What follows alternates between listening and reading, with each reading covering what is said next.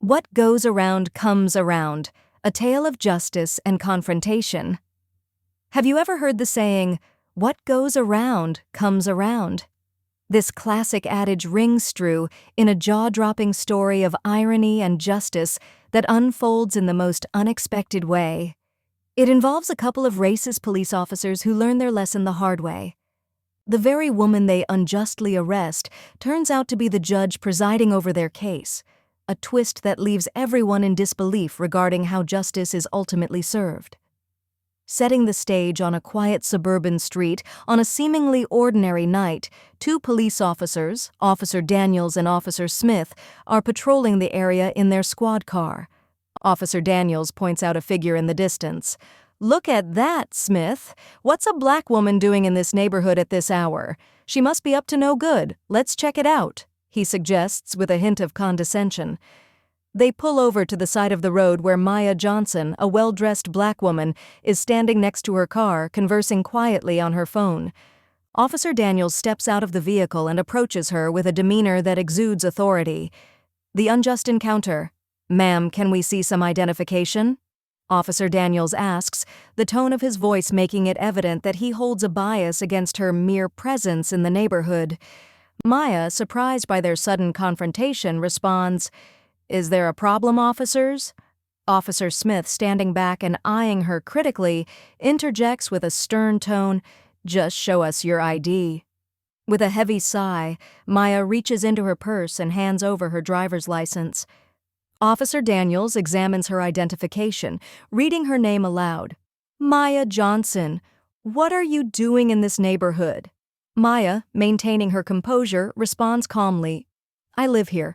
My car broke down and I'm waiting for a tow truck." Officer Smith, his skepticism unchanged, adds, "We've had reports of suspicious activity around here. Are you sure you're not involved in anything illegal?" Frustration creeping into her voice, Maya retorts, "I'm a judge, I assure you."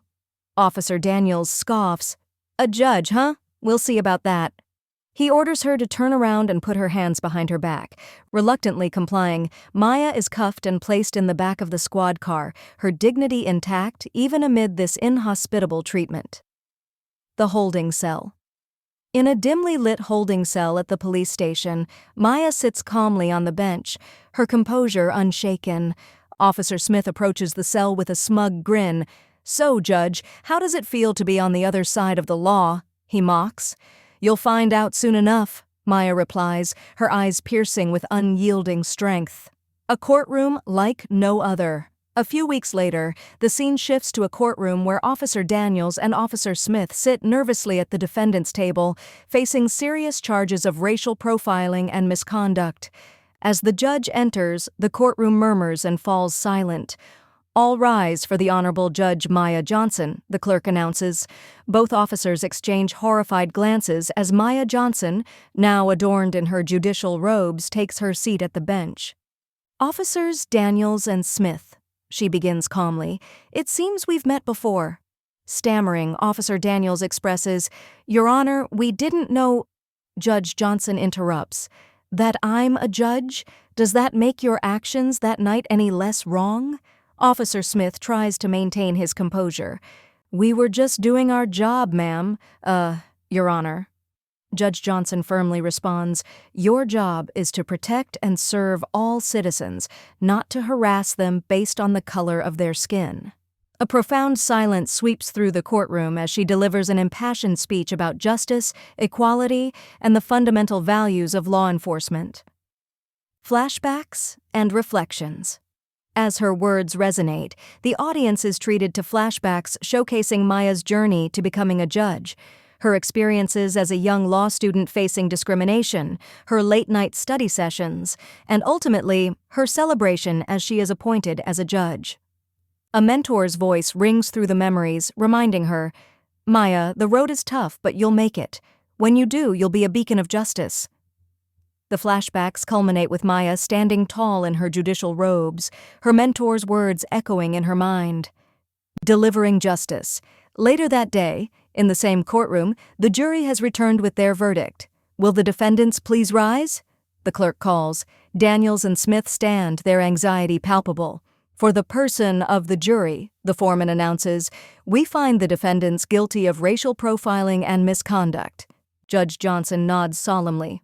Officers Daniels and Smith, you have betrayed the trust of the community you were sworn to serve. I hereby sentence you to 6 months of community service and mandatory racial sensitivity training. Perhaps then you will learn the true meaning of justice. With their heads hanging low, Daniels and Smith accept their fate as the courtroom erupts with applause. Maya's heart swells with a mixture of satisfaction and triumph. A moment of reflection. After the trial concludes, Maya retreats to her chambers, sitting at her desk and reflecting on the day's events. Her phone buzzes with a message from her mentor, who texted simply, "Proud of you, Maya. Justice was served."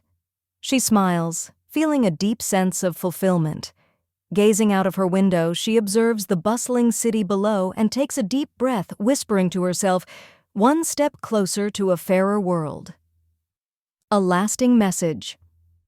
This story serves as a stark reminder that justice knows no boundaries. It highlights that karma has a way of catching up to those who believe they are above the law. It emphasizes the importance of working toward a society where fairness and equality prevail.